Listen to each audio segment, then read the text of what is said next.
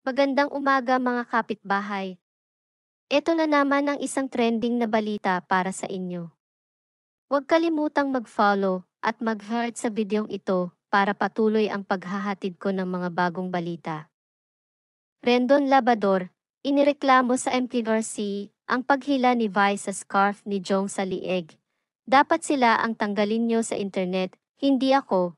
Ay mga bagong reklamo na naman ang social media personality na si Rendon Labador laban sa phenomenal box office star na si Vice Ganda.